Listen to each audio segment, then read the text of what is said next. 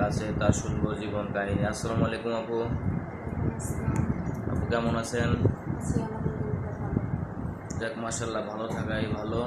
তে আপনার দেশের বাড়ি কোথায় আপু? বগুড়া শেরপুর। ও আচ্ছা, আপনি এই জায়গায় যে আসছেন বিয়ে শাদী দেওয়ার জন্য, বসার জন্য? ও আচ্ছা আচ্ছা, যাই হোক, আপনার ফ্যামিলিতে কে কে আছে? আমার ফ্যামিলিতে আব্বু আছে, আম্মু আছে। আব্বুটাও অসুস্থ, আম্মু মানুষের পাশে কাজ করে। ছোট একটা ভাই আছে। ও আচ্ছা আচ্ছা, তো ছোটো ভাই লেখাপড়া করে? ছোট, 6 বছর। ও আচ্ছা, আর আপনার আপু কি করে? আব্বু অসুস্থ, বাসায় থাকে এখন বর্তমান, না? হ্যাঁ, আর আপনার আম্মা কাজ করে। বাসা বাড়িতে কাজ করে? হ্যাঁ, আর আপনি কি করতেছেন বর্তমান? বর্তমানে আমি একটা সেলাইয়ের কাজ জানি, এখন কাজ করতে পারতেছি না টাকার অভাবে।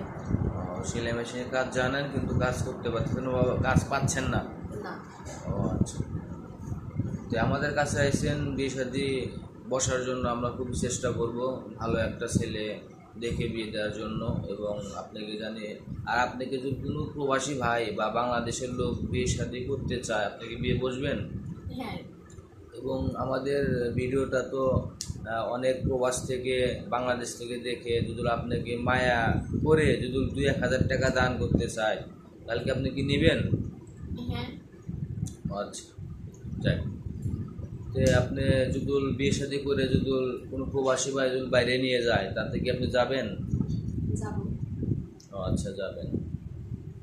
তো আপনার নামাজ কালাম পড়েন? হ্যাঁ,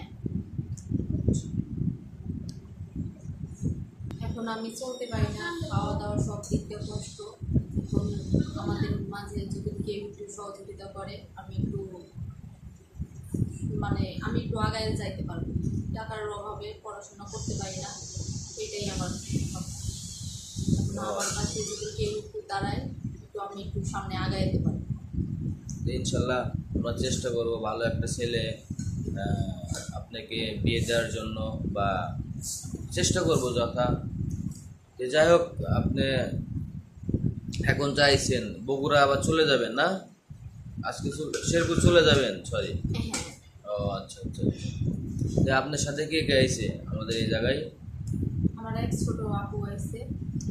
আচ্ছা, ঠিক আছে আপু, ভালো থাকবেন, সুস্থ থাকবেন, আল্লাহ হাফেজ। আর নিজের প্রতি খেয়াল রাখবেন।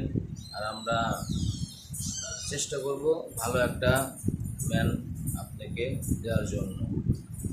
তো ভালো থাকবেন। আসসালামু আলাইকুম।